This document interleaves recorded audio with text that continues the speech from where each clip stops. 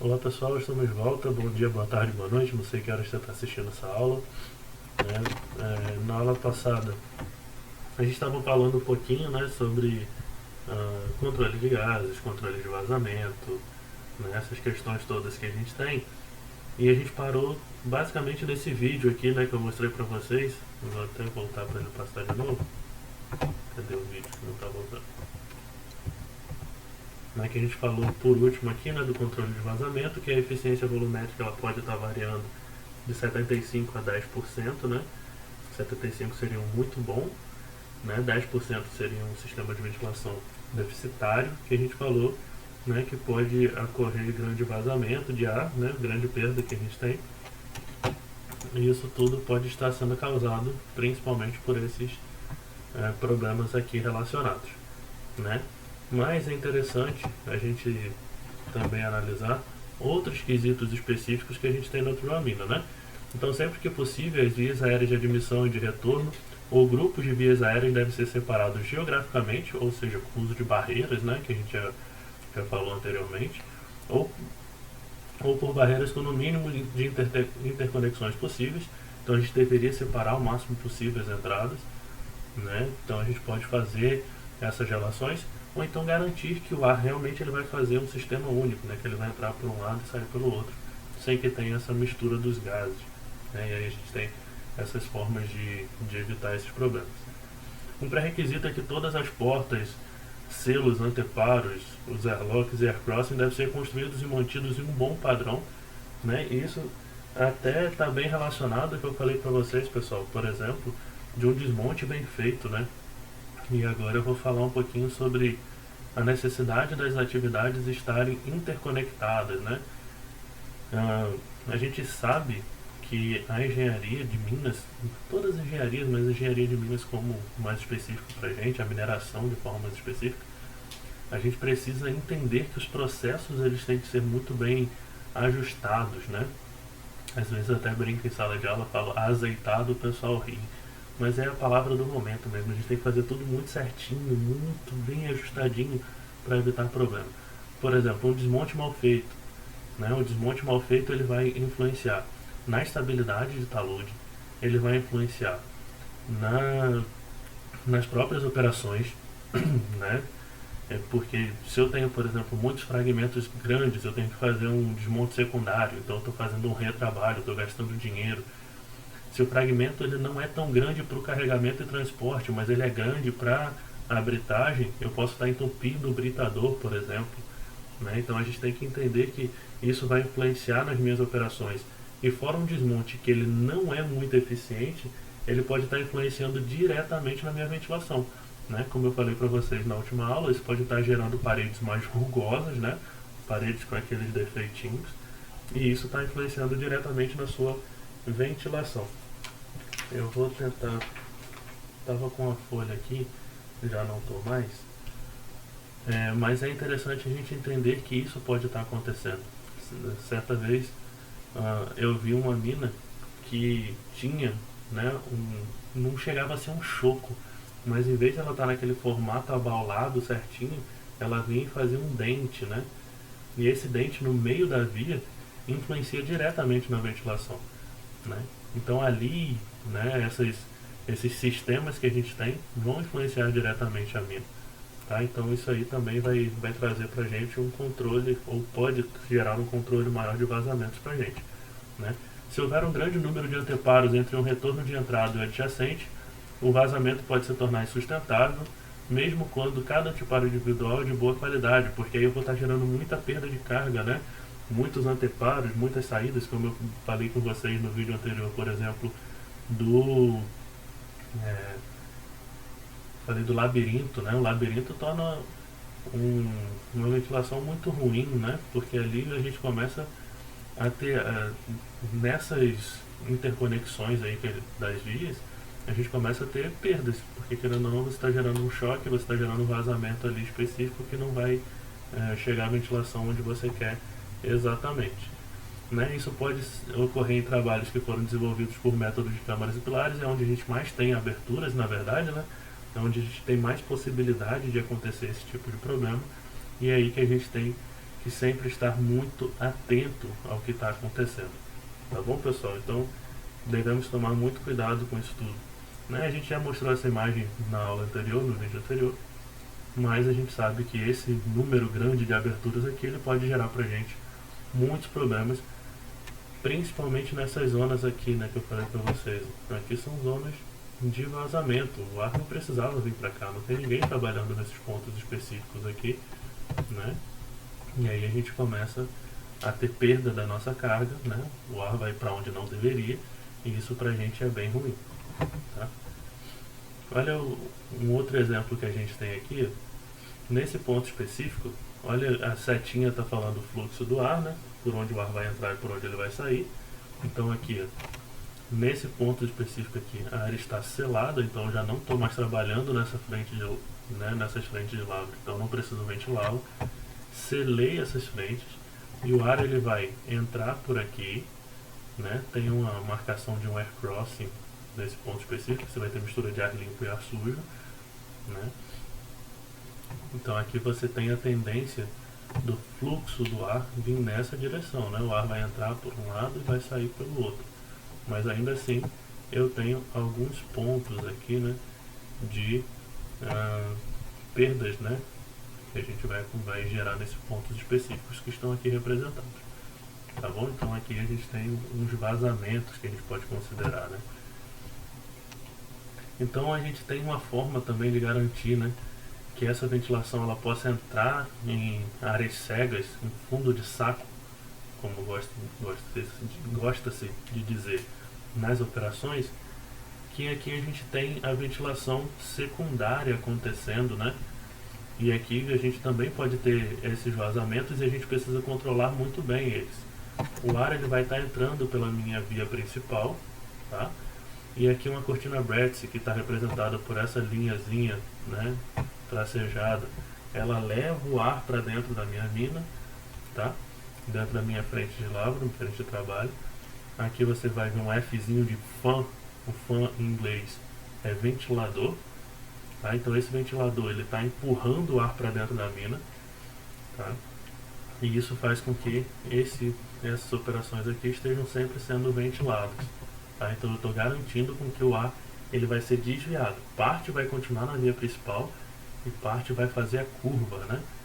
Então esse sistema aqui ele pode ser forçador, eu posso estar forçando o ar para dentro, ou eu posso fazer ele de forma aspirante, botando um sistema aqui dentro, né, de um exaustor puxando o ar, então ele vai gerar uma pressão negativa, o ar vai fazer a curva, né? A razão para isso é a diminuição da resistência efetiva ao fluxo do ar quando os caminhos de fluxo são conectados em paralelo, ou seja, quanto mais caminhos eu tenho em paralelo, mais fácil desse ar está correndo, mas quando isso acontece, né, quando o fluxo do ar ele não encontra resistência, eu perco muito mais o controle do ar, concorda comigo? Se o ar não encontra nenhuma resistência, ele vai embora, vai andando sem problema nenhum. Mas quando eu começo a colocar divisórias sobre ele, o ar tem mais dificuldade de fluir, então isso aí aumenta a resistência do ar. Se duas ou mais vias aéreas estiverem ligadas em série ou em paralelo, então cada um desses conjuntos de resistência pode ser combinado numa única resistência equivalente. Ou seja, lembra daquilo que vocês viram lá em elétrica ou eletricidade, né? Que a gente tem as séries paralelas, não sei o que lá e tal, dos resistores. Isso também se enquadra bem pra gente aqui com a relação à resistência da mina, né? Então isso ajuda a gente a ter uma noção do nosso controle de vazamento. Por quê? Quanto maior for a resistência da mina, mais eu tenho que ventilar, mais potente meu ventilador tem que ser para eu garantir aquela eficiência que eu precisava. Lembra da eficiência, que é o quanto que realmente chega com o quanto que eu forneci? Né? Então eu precisaria, quanto maior for a minha resistência do ar, mais eu tenho que fornecer para chegar no que eu preciso, porque eu vou encontrar mais dificuldade, então eu preciso de maior ventilação. Tá? Embora de valor bastante limitado na análise de redes completas, o método das resistências equivalentes permite uma considerável simplificação da representação esquemática do sistema de ventilação real. Então a gente consegue simular, mas a gente não consegue deixar ele 100%, mas ele é bem próximo do que realmente acontece, então isso já ajuda bastante a gente. Né? Então quando eu tenho, por exemplo, várias aberturas em série, né? Isso fica bem mais fácil pra gente. A resistência em série é igual à somatória das resistências, igual que a gente tem na eletricidade. A única questão é que aqui a gente tem uma pressão friccional, né? Ou uma perda de carga por atrito. Ou seja, eu estou tendo perda de carga nessa via, eu vou ter uma perda de carga na sequência, eu vou ter uma perda de carga na sequência, tá? Então eu vou ter no final, né, dessa minha questão, é o mesmo fluxo passando, de ar passando, e para cada uma delas eu vou ter uma resistência e uma perda de carga específica para cada uma delas. Só que essa queda de pressão friccional, ou a perda de carga, ela é considerada como a resistência vezes o fluxo do ar que está passando elevado a N. E quem é esse N? Né? Foram valores na faixa de 1.8 a 2.5, né? Que vai depender pela tubulação que está passando, né? Do fluido, mas geralmente a gente usa o valor de 2. Tá? Então, no caso de um circuito em paralelo, cada ramo sofre da mesma queda de pressão de fricção entre as juntas com inícios comuns e fins comuns, mas passa diferente fluxo do ar, porque quando eu estou em paralelo, o ar ele se divide, cada um dos locais vai receber uma quantidade diferente do ar. Então aqui nesse caso específico, a gente sabe que pelo princípio da conservação, né, a quantidade de ar que entra é a quantidade de ar que sai, tá? Que chega nesse nó aqui é a mesma coisa. Então Q1, Q2 mais Q3 vai ser igual ao Q, né? E cada um tem a sua resistência. Então nesse caso específico a gente trata bem parecido do que a gente tem em eletricidade também, né? Que é 1 sobre resistência equivalente é igual a somatória de 1 sobre a somatória das resistências, né?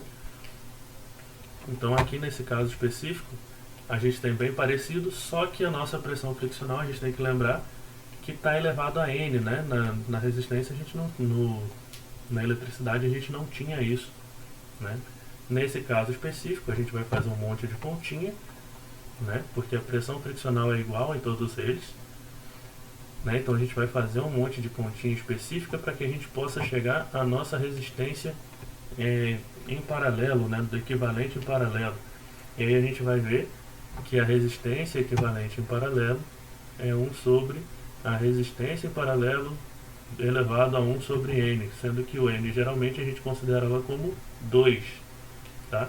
Então 1 sobre a raiz da resistência em paralelo, depois de fazer as contas, né, é igual ao somatório de 1 sobre a raiz das resistências, tá? Então, diferente do que a gente tinha na eletricidade, aqui a gente tem as raízes, né, por conta do P é igual a R vezes Q elevado a N. Tá bom, pessoal? O que é o P? Pressão por atrito, perda de carga por atrito, né? Então a gente tem essas relações específicas, tá? Então a gente tem que tomar cuidado com isso, lembrando P é igual a R vezes Q elevado a N. Quem é o P? Pressão friccional. Quem é o R? Resistência ao fluxo do ar. E quem é o Q? É a quantidade de ar que vai estar sendo ventilado, tá? A gente já fez em 2 ou 3 aulas atrás esses cálculos da quantidade do ar que está sendo fornecido. Então com esses cálculos a gente consegue entender pela nossa operação, né, dentro da nossa mina, como que isso tudo está acontecendo, né? Um pouco mais na frente, né, na sequência do que a gente está vendo aqui, a gente vai entrar em leis de ventilação e a gente vai aprender a calcular as resistências. Mas agora a gente só precisa entender que as resistências elas podem estar em série ou em paralelo, tá?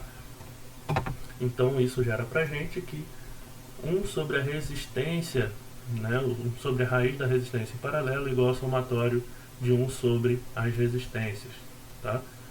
Então, por exemplo, nesse caso aqui, pessoal, a gente tem um sistema simples, né, aonde o ar pode estar entrando por aqui, tá? Então ele parte vai seguir, né, de C para A, parte vai de C para D, tá?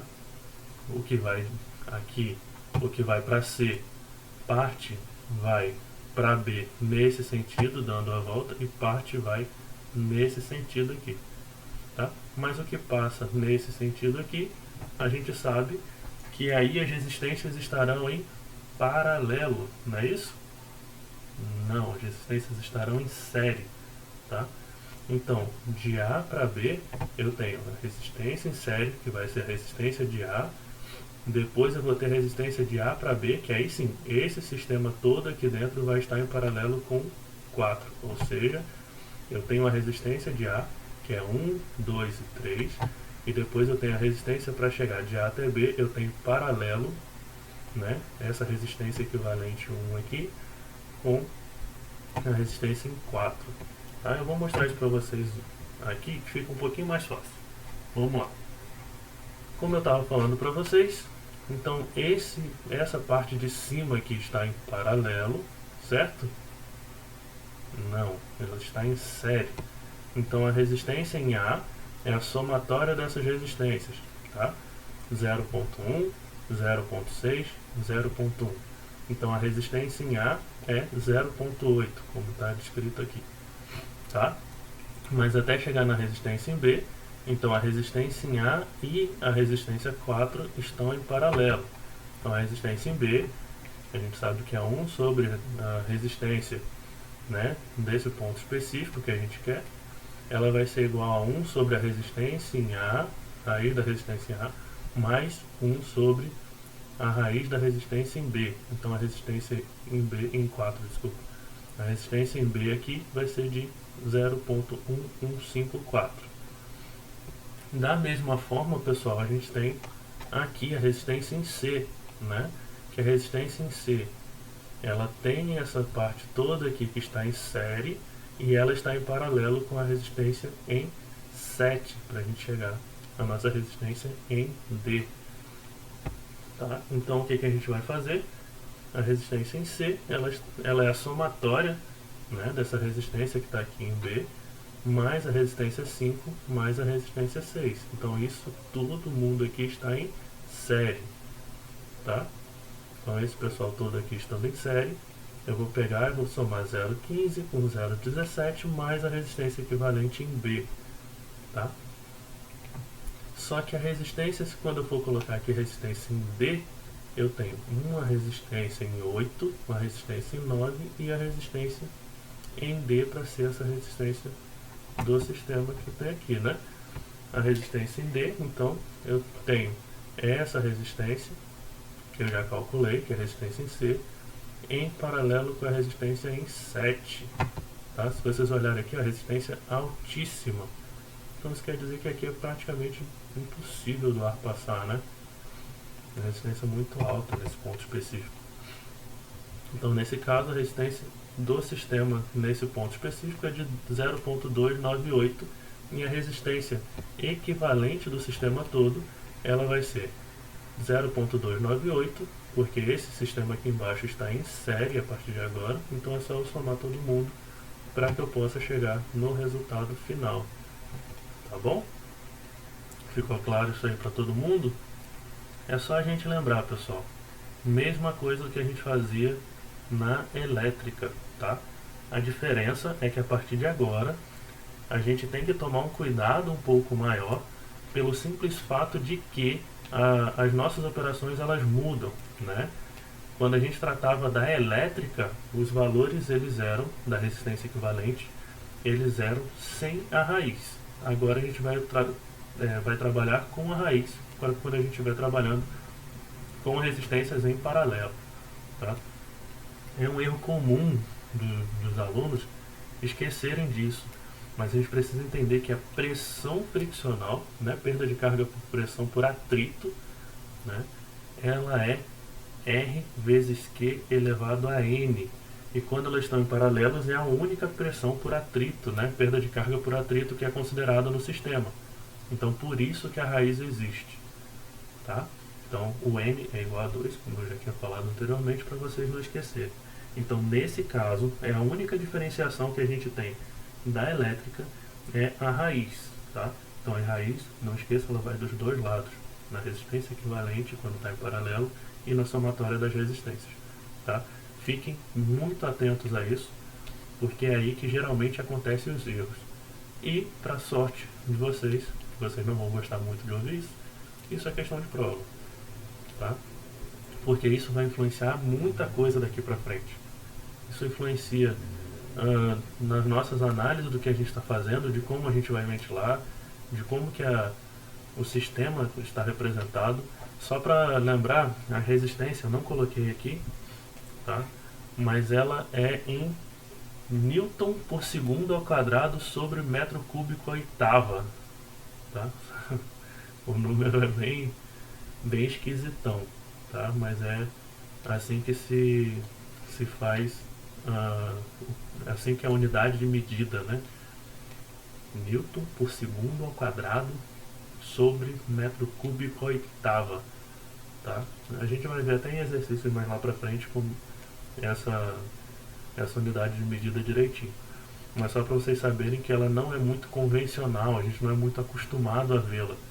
Só que mais uma vez, a minha resistência ela vai estar relacionada com relação à área, ao tamanho da minha via, a gente vai calcular isso depois, e principalmente ao perímetro de como eu estou trabalhando e ao fator de atrito representado. A gente vai ver isso logo na sequência, quando a gente começar a falar de leis da ventilação. Tá? A gente vai utilizar leis de Kirchhoff e algumas coisas nesse sentido também. Tá bom, pessoal? Essa aula de agora é bem pequenininha, tá? Só para vocês fixarem mais essa parte aqui, que ela é bem importante da gente saber como fazer o cálculo das resistências, principalmente porque a gente pode colocar isso, né, fazer esses sistemas de forma a reduzir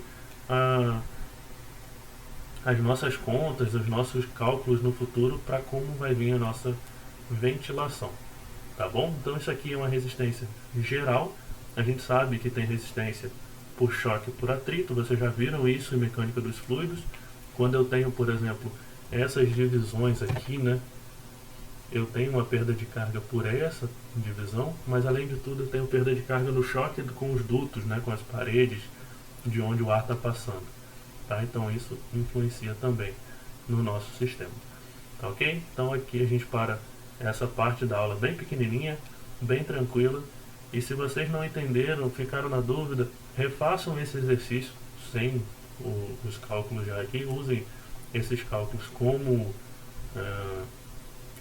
gabarito. Volta ao slide anterior, tenta refazer. Mas é bem simples, bem fácil de chegar à solução. Tá ok, pessoal? A gente se vê em breve. Valeu!